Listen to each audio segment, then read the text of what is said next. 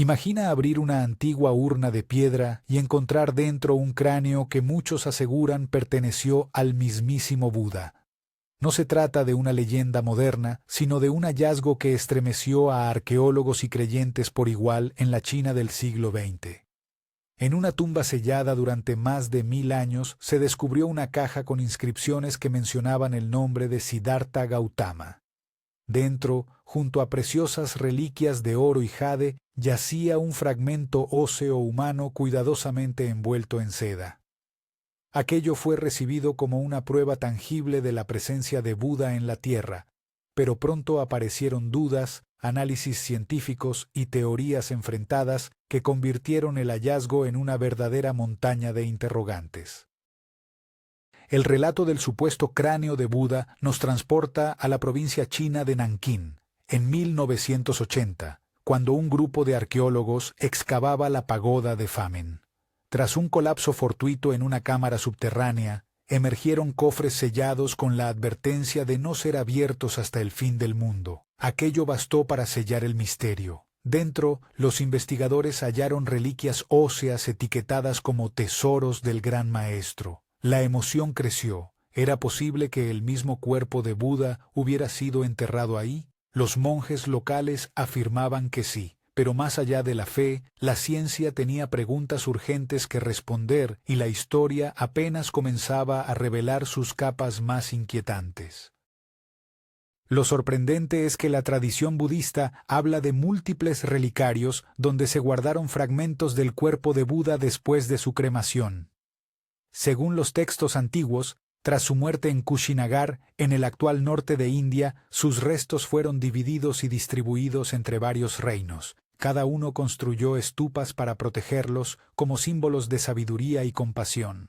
Miles de años después, esas reliquias se dispersaron aún más, siguiendo rutas de peregrinación que conectaron desde el este asiático hasta Sri Lanka. En ese contexto, la aparición del supuesto cráneo no habría sido imposible, pero sí inesperada, y su sola mención fue suficiente para provocar un fervor religioso sin precedentes. El poder simbólico de un cráneo es innegable, representa tanto la mortalidad como la iluminación. En el arte budista tibetano, el cráneo aparece como recordatorio de lo efímero y vía hacia la trascendencia. Por eso, cuando los medios chinos anunciaron que el cráneo de Buda había sido hallado, el planeta entero se estremeció. Miles acudieron al templo donde se exhibía, formando filas interminables. Funcionarios, científicos y monjes compartían el mismo asombro. Algunos afirmaban sentir una energía especial cerca de la urna. Otros, más escépticos, exigían pruebas de datación y análisis genético. Ese choque entre fe y laboratorio convirtió el hallazgo en un auténtico fenómeno cultural y mediático. Los análisis iniciales indicaron que los huesos pertenecían a un hombre adulto, aunque la datación por carbono arrojó una antigüedad mucho menor que los 2500 años de la era de Buda. Los resultados desataron controversia. ¿Era un fraude devoto, un sustituto simbólico o acaso una pieza superviviente de un relicario más antiguo? Las autoridades decidieron tratar los restos con profundo respeto y evitó un enfrentamiento directo con la comunidad monástica. La ciencia cayó provisionalmente mientras la devoción crecía. Al final, el cráneo se convirtió menos en un objeto de estudio y más en una herramienta para reflexionar sobre el valor del mito y la necesidad humana de contacto con lo sagrado tangible.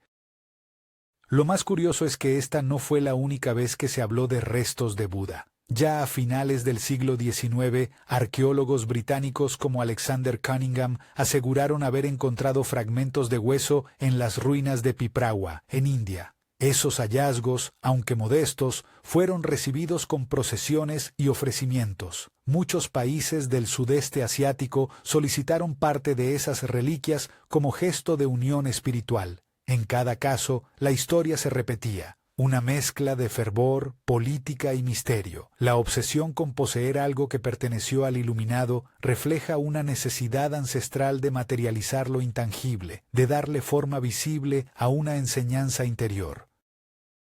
Cada reliquia tiene su propio destino, y el de este supuesto cráneo no fue la excepción. Durante un tiempo permaneció oculto en un templo gubernamental, lejos del público. Luego fue exhibido en ceremonias especiales custodiadas por monjes y arqueólogos. Miles de fieles lo visitaron y lo contemplaron como si realmente contuviera la mente del Buda. Los relatos cuentan que las velas ardían más intensamente cerca de la urna y que los visitantes afirmaban sentir serenidad profunda. Sin embargo, pese a tanto fervor, seguía en el aire la pregunta más inquietante: ¿qué hace que un simple resto óseo se convierta en un detonante de espiritualidad masiva? El fenómeno tiene una explicación cultural profunda. En muchas tradiciones asiáticas, las reliquias no son simples objetos, sino vehículos de energía espiritual. Se cree que cada partícula de Buda conserva parte de su iluminación. Por eso, al encontrar un fragmento óseo, la reacción natural es la veneración.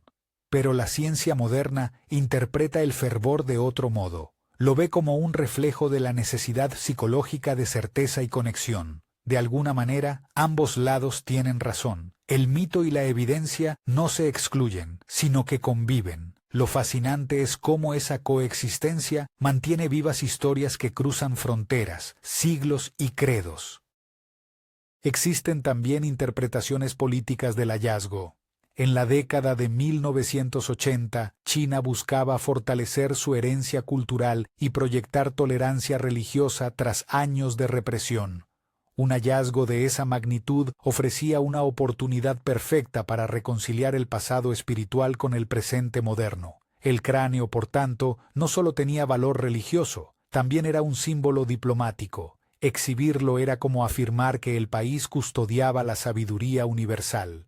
Tal discurso reforzó el interés oficial y atrajo turismo. Al mismo tiempo, despertó controversia entre historiadores que temían ver reducida la figura de Buda a una herramienta de propaganda. Pocos saben que el supuesto cráneo fue trasladado en varias ocasiones y sometido a rituales complejos antes de su exposición final. Monjes especialistas realizaron ofrendas de flores y aceite, recitando sutras durante días, como si temieran que el objeto desprendiera un poder fuera de lo común.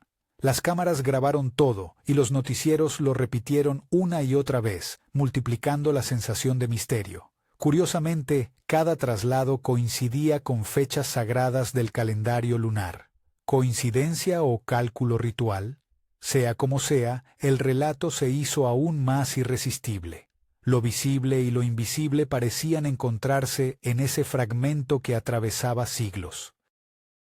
La fascinación por los vestigios humanos sagrados no pertenece solo al budismo. En el cristianismo medieval, el comercio de reliquias llegó a ser tan extenso que se disputaban dientes de santos y fragmentos de la cruz. Las reliquias atraían peregrinos, y los peregrinos traían prosperidad. En el caso del cráneo de Buda, el magnetismo fue similar, pero amplificado por la tecnología moderna. Imágenes del objeto circularon por televisión y más tarde por Internet, generando un efecto viral antes de que existiera el término. De pronto, millones de personas se sentían parte de un misterio global, uniendo fe antigua y curiosidad contemporánea. Al profundizar en los documentos originales, algunos expertos notaron que las inscripciones de la urna eran posteriores al siglo VIII, lo cual alimentó la sospecha de que el cráneo pertenecía a un monje que había querido simbolizar en su propia tumba la presencia del maestro Gautama. Esa posibilidad no disminuyó el impacto del hallazgo, al contrario, añadió un giro inesperado. La devoción puede ser tan poderosa que crea su propia verdad. El acto de guardar un cráneo bajo el nombre de Buda podría haber sido una forma de perpetuar la enseñanza, un gesto de fe convertido, con el tiempo, en aparente evidencia arqueológica. Hay algo profundamente humano en la tendencia a buscar restos físicos de lo sagrado. Cada cultura ha querido tocar el infinito con las manos. Tal vez por eso el cráneo de Buda, verdadero o simbólico, sigue provocando tanta intriga. No se trata de confirmar un dato histórico, sino de penetrar en el misterio de la creencia. La línea entre ciencia, mito y necesidad espiritual es delgada. Allí, en ese punto borroso, nace la fascinación. No importa cuántos análisis se realicen.